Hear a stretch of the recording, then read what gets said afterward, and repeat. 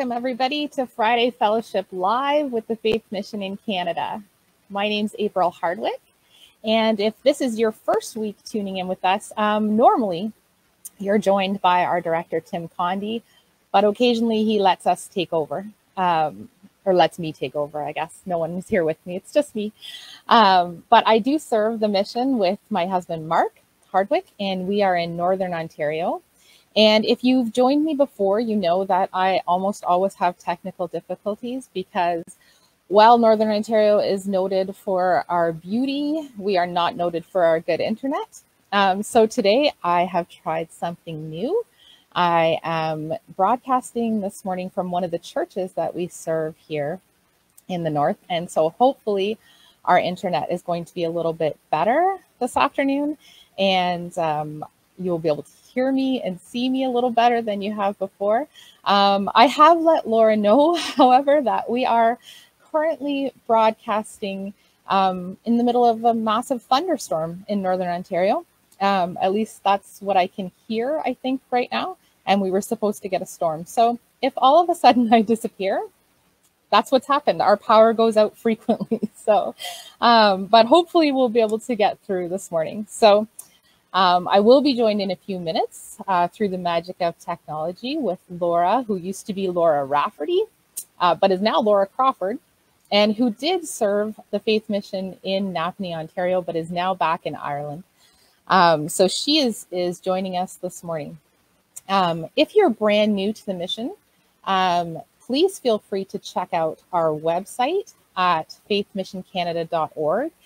There you can find all sorts of information, as well as information on staff, and maybe you have a staff member in your area. So that's a great resource. There's also lots of different things to listen to on there and to read and to look at. So feel free to check that out. If you need more information, please email us at faithmissionoffice@gmail.com, or even give a call to head office. The number should be up on your screen now. And we love to hear from you. We love to hear how this and other things that we're doing are impacting your life right now through this weird time of COVID-19, where we're maybe very socially distant, stuck in our houses and not meeting together. So feel free to contact us through any of the social media channels or the email, or good old phone. Let's go ahead and bring her on. We'll hope this works. Here we go. Hi, Laura. Hi, April.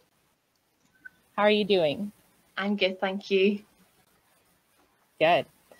Good. It's good to see you again this morning. And your hair, I saw you yesterday, but your hair looks different than yesterday. I'm so jealous. I went big, like 15 weeks of not getting your hair cut. I was like, I'm getting my money's worth. So it's a little short, but it'll do.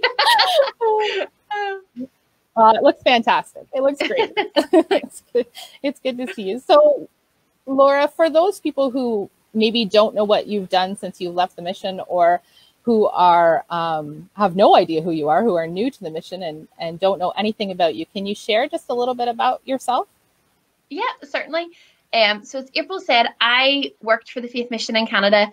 I went in 2014 and was there for around 2 years or so, and then felt that the Lord was calling me back to Northern Ireland. I didn't know why, I didn't know what the reason was, but I just knew that the Lord was asking me to come home. And when I kind of announced that I was coming back to Northern Ireland, I had a number of phone calls from supporters of the mission. He said, "Are you going back for a man? Have you got a man over there?"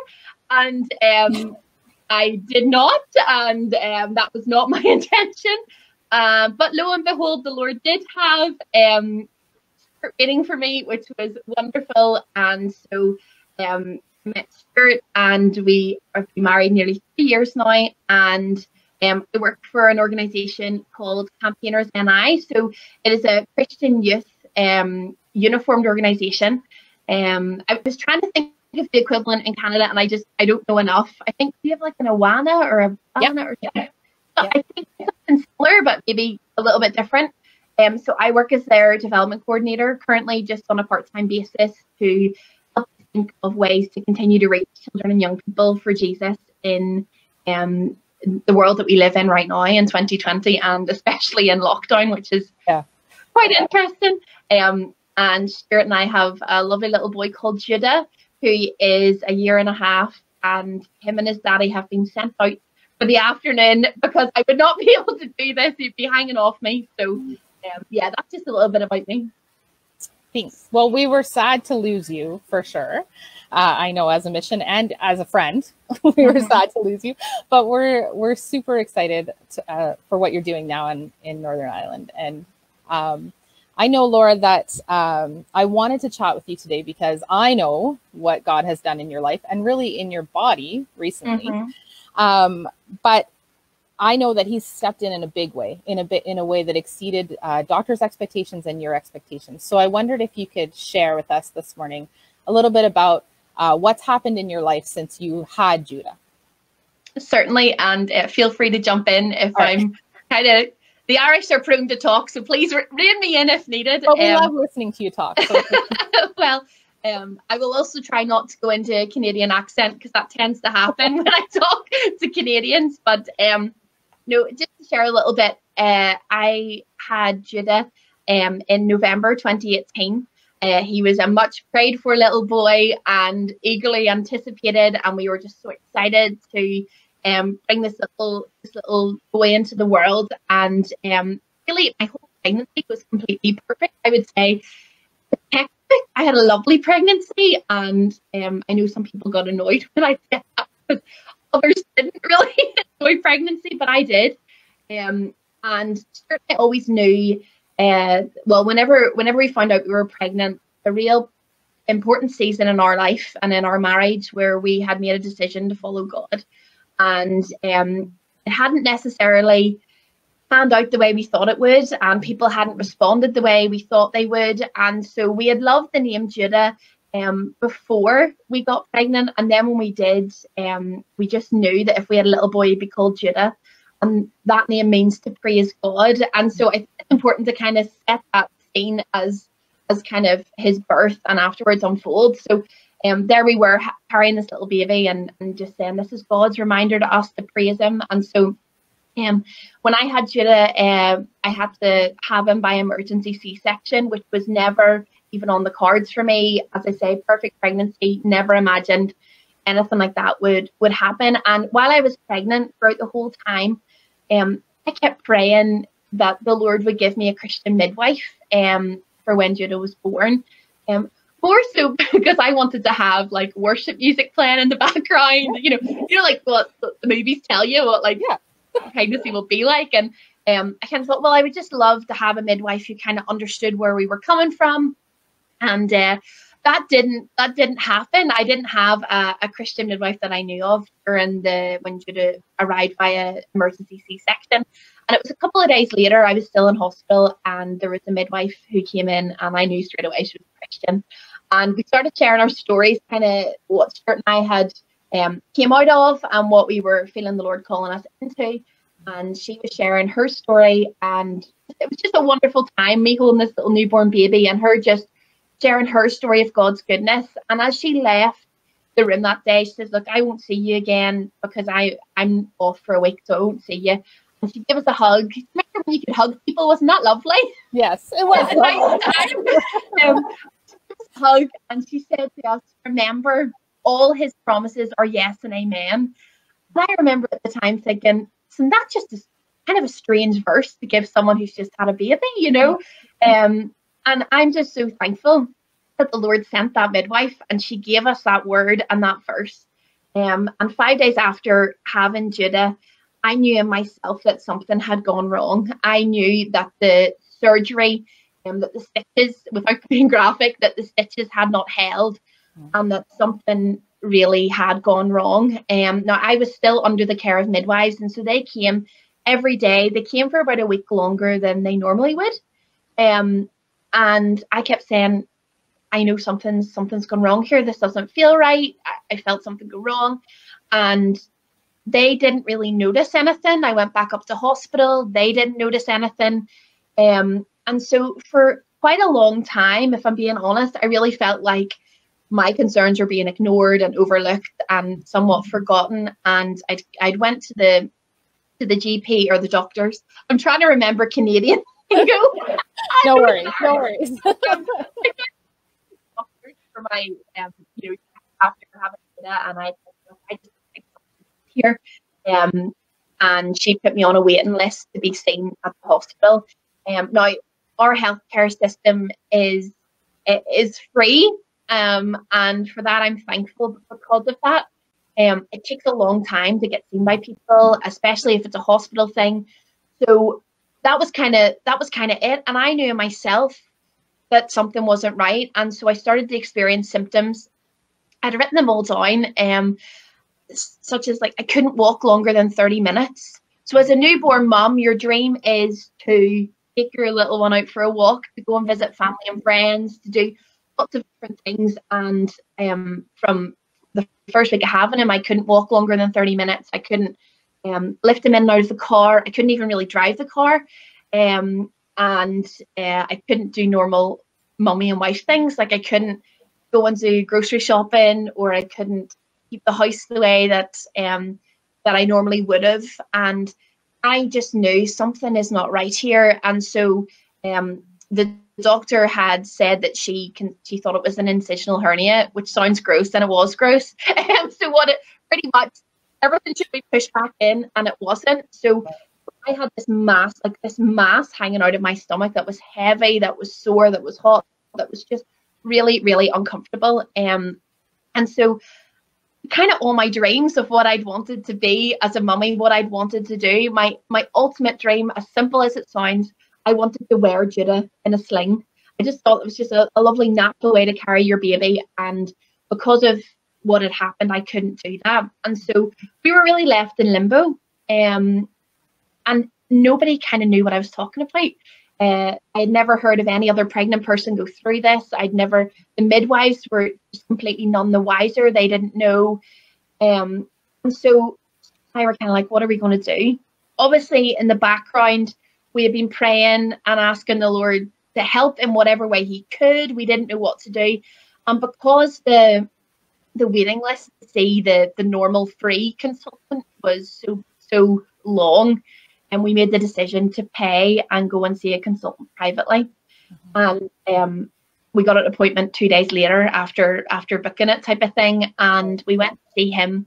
And really, as we drove up to that hospital, and even as we were waiting for the appointment, we had placed our hope of everything going back to normal in this doctor. We just thought, well, if we pay for this appointment, he will tell us, don't worry, like this will be a quick wee operation, get you in the next couple of weeks, you'll be home in no time.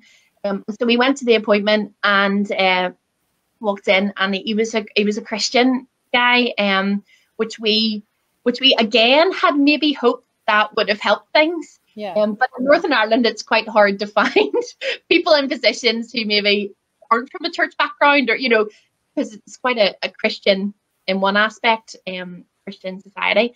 And so we went in, and he looked at me and he said, "This is not a tiny thing. This is massive. This is going to be major surgery. This is not going to be a quick fix operation. This could be a 3 to 4 hour operation. You won't be able to lift your baby for 6 to 8 weeks. And really, it's quite serious." And again, we kind of foolishly or naively said, "Okay, well, can you get this sorted soon?"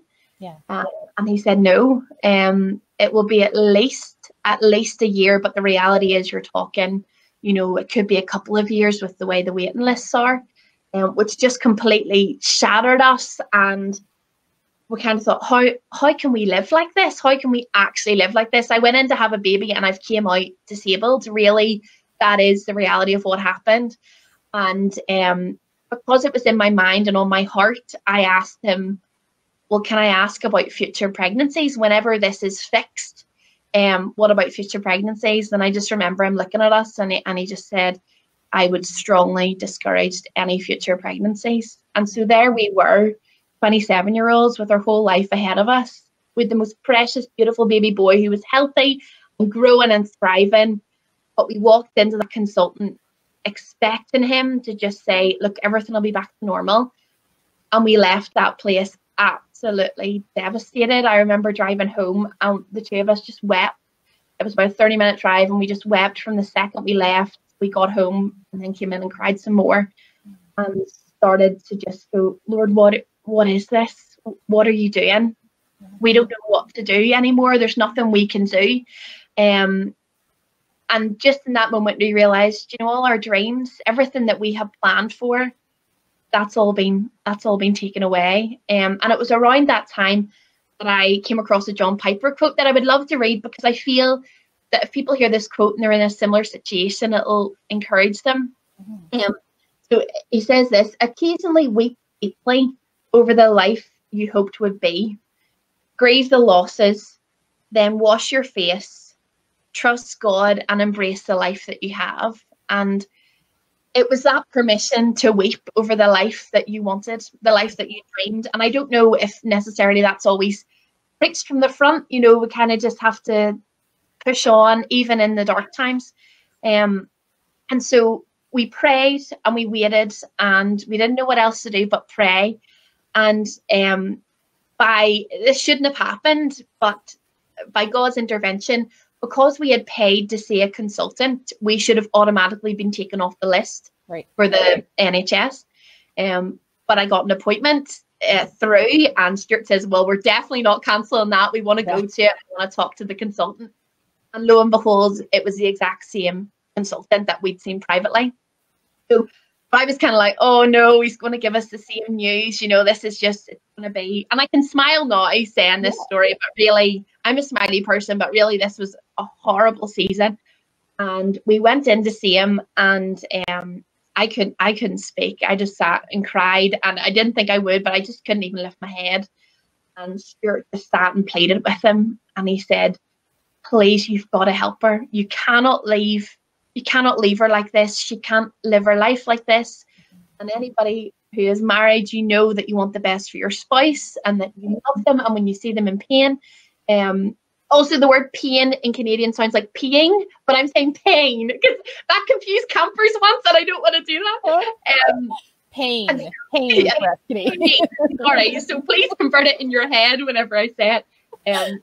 But we sat and Stuart stayed with him, and he said, there's nothing to do. The waiting list will be, you know, at least a year, maybe more. And Stuart kept saying, please, what can you do? And he sat and he paused and he said, well, the only thing I can think of is we've just employed 2 new consultants, and maybe their lists will be shorter. And so we took that. We're like, yeah, like move consultants is completely fine. And again, just seeing God's hand in all those little details, like that shouldn't have happened. We shouldn't have been able to change consultants or anything like that. Or have the appointment in the first place, right? Yeah, exactly, yeah. And in that appointment was a senior nurse, and she had said, as we were leaving, she said, Laura, I understand your case, and I promise you, whenever your surgery will be, I will make sure you're the first person to go for surgery that day. You will definitely get a bed, which again, your operation can be cancelled if there's, you know, emergencies and stuff. And I just thought, wow, isn't that the kindness of God to have placed that lady there, to have seen the situation? So long story short, then 2 days after kind of that, I went to see the new consultant, because I just assumed it would be a same old thing, telling him the story. And I remember him sitting as clearly as day, and he got his phone out. He was dead cool and dead chillax, you know, just kind of, he put me at peace. But I know some other people might have thought this guy isn't very professional. And he just got his phone and he scrolled and he said, what are you doing in 6 weeks? And I was like, why? And he says, I'm going to do this operation in 6 weeks.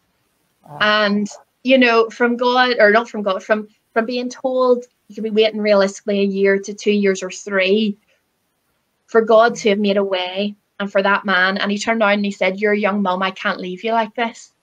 And, you know, just the kindness of God to do that, and to have allowed all that to work out. And we were praying and we were trusting. And truthfully though, I didn't want the surgery. I didn't want to have major surgery. I didn't want to, Judah was only 6 months at that stage. I didn't want to have to leave him while I was in hospital for a solid week, and left him for 68 weeks. And I thought, oh, this isn't right. He's only little, and I don't, you know, no baby should be without their mommy for that long. And And I kept praying. Even when I had the surgery date, I kept praying, Lord, you can do it. You've knit me together in my mother's womb. You can do it. You're the great physician. Won't you just heal me and save all the drama of surgery? And you know, I really believe that God does use medicine to heal people as well. And that's my story. He made a way for this surgery. And he knew my heart, and he knew the things that I was worried about. And my biggest concern really in the surgery was the aspect of Judah. And I thought, how can I go from being his world to then being out of his life for a week, and then not even being able to lift him up for 6 to 8 weeks. And so as I prepared to go to the surgery, I kept praying. I says, Lord, you've got to make sure Judah's okay. And of course God's going to do that because he cares about us so much.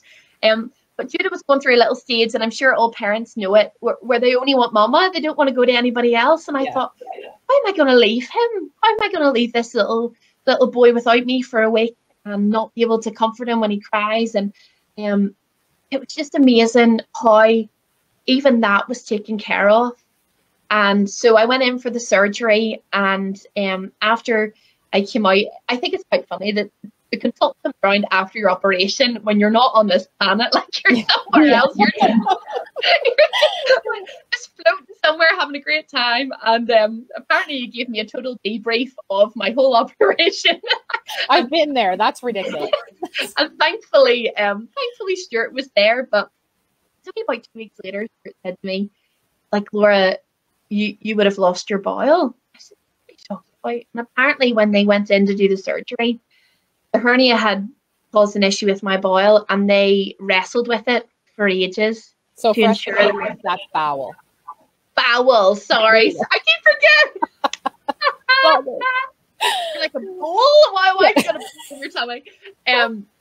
Yeah, so there was a risk there that I could have lost some of that. And again, all of that was completely fixed. It was no issues whatsoever. And whenever I came out of the surgery and kind of that week in hospital, honestly, I knew in myself everything had changed. I knew it. And I was able to watch Judah go to anybody who would take him. And I just thought, God has answered the cry of my heart. Not so much, yes, I wanted to be physically healed, but I needed all the little details fixed. And God did that. And you know, that's the God that we serve. He cares about the little details. His kindness is just, it knows no limit. And really within 2 weeks of that operation, I felt like a new woman. I had no pain. I had no difficulties. I had nothing. And I healed quicker than I should have. And I know that was the hand of God. And I know that was the power of people praying for me. And I know, again, that was just the kindness of God, just showing me, yes, something bad's happened, but because I love you, I'm looking after you, and all the little details. So just to wrap it kind of all up, in that season, God taught me to trust him in a way that I never would have learned if life had been smooth. Yeah. And I think it's only in the difficult seasons that we learn to trust God at a deeper level. And so the best news of all, at the back of the surgery, and I was completely healed. I knew I was better within the 6 weeks. I was really concerned about what the other consultant had said about future pregnancies. And I thought, well, I'd like to speak to the guy who actually did the surgery, you know, because he would get a better idea. Yeah. And then Stuart was able to phone him one day. I can't remember all the ins and outs. Stuart was talking to him, and he said to him, Laura's a bit concerned because we were told we can't have any more children. And he said, why? Who told you that? He said, you can absolutely have more children, and I will stand over any surgery that's done, and I will look after anything if maybe anything were to go wrong again. He says, you can absolutely have future children. And in that moment, I remembered what that midwife said to me. All his promises are yes and amen in Jesus. And you know, that's just the kindness of God, the goodness of God. And my story hasn't been wrapped up in a little bow and it's now finished, because it's not. But sometimes people say things to you that you carry the rest of your life, when God is wanting to say, I never said that to you. I never said that to you. Go back to what I said to you. And so now I'm loving life, being a mummy, being a wife, and I have a toddler who doesn't let me sit too long in a seat. But he's really cute. He's Oh, really, super really cute. I think we'll keep him. I think we will. Yeah, absolutely. And I'm super thankful, you know, as your friend, I've got to watch you go from this place of pain and heartache to a place where you're able to be the mom that you dreamed of being. But I imagine in that waiting time, there was an awful lot of struggle and heartache. And so I wonder if you could share, what would you say to somebody who's stuck in that place right now? And who's, you know, I imagine at times there was, you had trouble seeing what God was doing. What do you say to somebody who's there, who's having trouble seeing what the Lord is doing in their situation? Yeah, I think sometimes when we try to explain what we're going through, words can't always express it. And so I was walking a road with my own physical health, but also the emotional side of it, that Stuart couldn't enter into, because he wasn't feeling what I was feeling. He wasn't maybe struggling with the same things that I was struggling with. And in this season, I will answer your question, but while I was waiting for the surgery, for those of the people that know me from the mission know that there is a band that I love called Ren Collective, who are a worship band from my hometown, just a little bit, my hometown in Bangor, and they were doing a concert in their home church before I got the surgery. And I remember leading up to that concert, really the day of it, really being just in terrible form, like really grumpy and kind of snappy. And really at the heart of it, I didn't want to go to that concert because I knew that I would be sore the whole time. And I thought, I want to go and experience this. I want to dance. I want to sing. I want to worship completely freely. And I was kind of waiting for Stuart to say, do you know what, Laura, we're not going. You're so grumpy. We're not going. But we went, and God did two things in my heart that night. The first thing was, for the whole evening, I had no pain. I felt as healthy as I could be. And I really believe the Lord did that so that he could speak something into my heart. And there's a song that Rand have written. And I remember listening to the album going, oh, this is such a boring song. Why would you put this in the album, right? And so please forgive me for anybody who loved it the first time. But it's a song called Weep With Me. I would love to read you the chorus. And the reason that Rand wrote this song was they were leading worship, and they looked out and they saw the family of a little girl who was there. You know, one of those charity things, if your child has cancer or they're dying, they get a last wish. And so her wish was to be at a Rand Collective concert and to be front row. And they sing all these happy, faith-filled songs. And they looked out and they saw this little girl's parents. And they thought, they can't sing these songs right now. They can't sing about being happy and excited. They need to sing a song that's real to them. And so they wrote this song called Weep With Me. The chorus says this, yet I will praise you, yet I will sing of your name. Here in the shadows, here I will offer my praise. What's true in the light is still true in the dark. You're good and you're kind and you care for this heart. Lord, I believe that you weep with me. And that God just did something in my heart that night, and he just showed me that those nights I had cried myself to sleep, those nights I had sat in Judah's room rocking him and just crying my eyes out because I couldn't be the mummy that I wanted, that as I wept, the Lord wept for me, because ultimately our world is just ruined by sin, and none of this is supposed to be the way that it is. And so to somebody going through this season of waiting, this season of really not knowing what God's doing, I would encourage you to know that the Lord's right there with you, that he's weeping with you, that he knows exactly what you're feeling. I used to say to Stuart, you just don't understand. And he understood, but I do. I know you want to, but you just, certain things you just don't understand. And I can't say it to you. And in light of that, I love the verse, which I'm going to completely paraphrase because I'll quote it wrong, but where it talks about the Spirit understands what we're trying to say in the groaning, in the crying.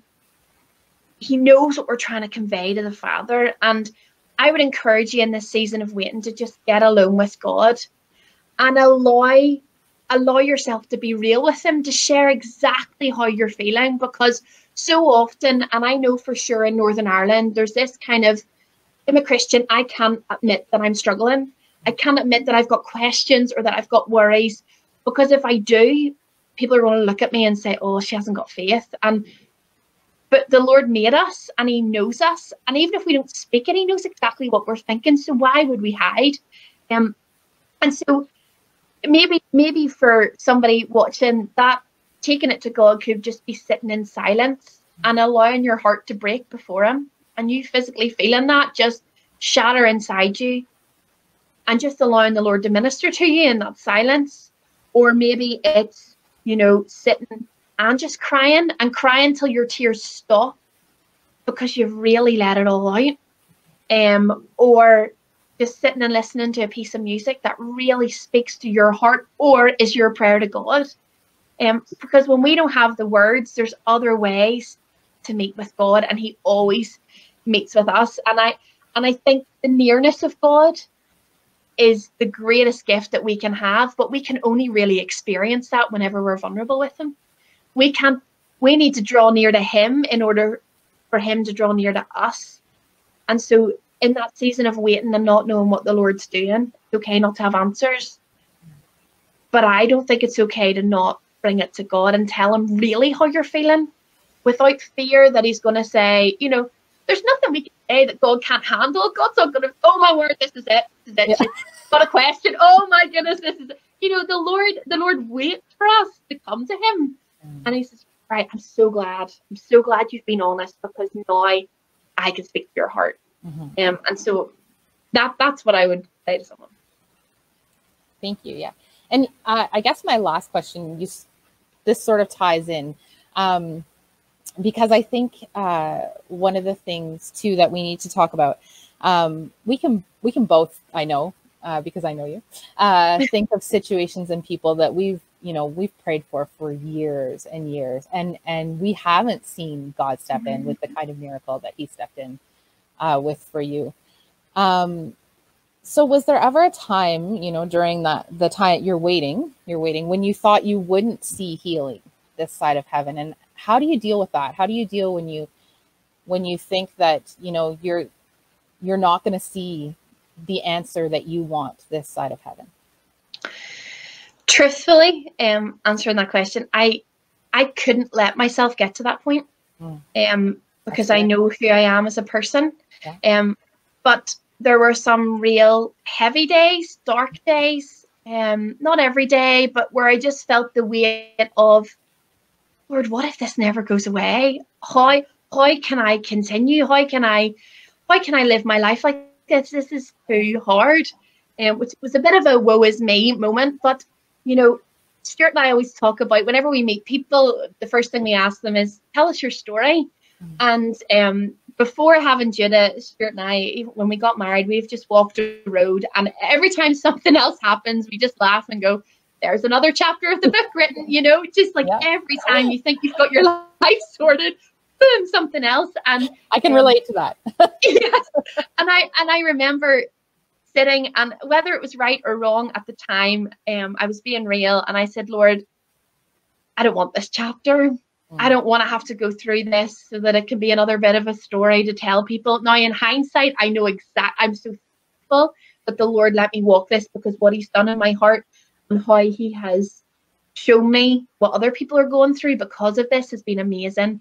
But I know in the moment, it's hard to try and, stay focused on what the main thing is, and that is loving the Lord and following him. And I think even that phrase, when you sent the questions, I thought, even that phrase, when God doesn't step in, that is like, whoa, that phrase in itself is like that rock that we have built our life on. If we, that phrase, when God doesn't step in, it seems like that rock is just going to crumble underneath our feet. And I suppose in light of that question, I would maybe say, when God doesn't step in, he walks beside. And because I think whenever we start to look around and say God hasn't stepped in, it brings all these questions. Yeah. So suddenly you're going, God, have you abandoned me? Do you not care for me? Are you not good? Do you not love me? But then when you go to scripture, I love this story for many reasons, but you think of the disciples walking to the road to Emmaus, and this season that they were walking, these two friends chatting, walking along the road after the most horrific thing had happened, the Jesus that they loved, that they followed, that they had given their life to, the one they believed was the Messiah, God's answer to the problems that they were facing, that their life was facing. There he was, Jesus crucified, dead in front of them and put in a tomb. And really when Jesus was put in that tomb, so was their future and their hopes and their dreams.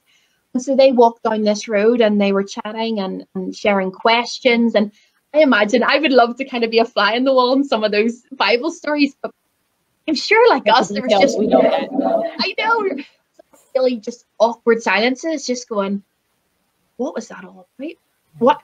Why did we give our lives to follow him if now all hope has been taken away? And those guys were discouraged. They were heartbroken. There was a real sense of loss. They had no direction. And what happens next? Well, Jesus, the risen Jesus, comes walking right next to them.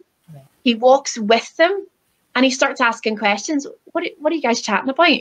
Now, today's society, we'd be sitting in a coffee shop having a coffee talking about this. We wouldn't really walk unnecessarily. But, you know, Jesus asked them, like, what are you discussing? And so they share everything that's on their heart. And Jesus listens and he walks with them. And then I love this little bit where it says, like, I don't want to say it pretends, but Jesus kind of made it look like he was going to carry on walking past their house. And so they had a choice in that moment. They still didn't know it was Jesus, but they had a choice to go, will we invite this guy in or will we just let him go on his way? And is that not like us in these seasons of difficulties? When we go to God and we sit and we share our hearts, we're so quick to get up and walk away. What if we invited Jesus to stay with us a little bit longer, in the sense that we sat in the silence and we allowed God to speak to us? And it was only when Jesus went into that house with them that he broke the bread. And as soon as he broke the bread, they went, it's Jesus. Yeah. And he revealed that he was risen. So they got a new revelation of Jesus because they invited him in. What if in the middle of our difficulties, in the middle of our pain, that we invite Jesus in? I really believe, and I know myself, and I know you, and I know so many people who in the moment of brokenness, you have had a breaking of the bread moment where Jesus has shown you something new about him that you never would have experienced if life had been easy. Yeah. And so for people who are struggling right now and they don't know if they've got their healing or their miracle in their family or the job, whatever it is, what if we invited Jesus in and let him break bread in front of us and for our eyes to be opened and go, I've never experienced this side of you before, Jesus. Yeah, what a great thought. I love how you tied that story in because it's so true. You know, I think I can relate the things that I've gone through that have been the hardest, and I didn't see the answer that I thought I wanted. He has revealed himself in that brand new way, you know, that I wouldn't have seen before. So, yeah. All right. Well, have a great weekend, Laura. Thanks again. Take care. Bye. Bye. All right. Thanks for joining us again today, everyone. I trust you were blessed by Laura's story. We'll be back again next week at the same time, different place. Tim will be back with you next week. But in the meantime, feel free to check out our YouTube channel. If you haven't noticed this week, we've put up our virtual VBS, which I know will be a wonderful time for many of your kids. So that's on our YouTube channel. If you can't find it on the Facebook page, you can find it there. We thank you again for joining us this morning. If there's someone you know who could be blessed by Laura's story, please feel free to share this video with them, and have a great week, everyone. We'll see you later.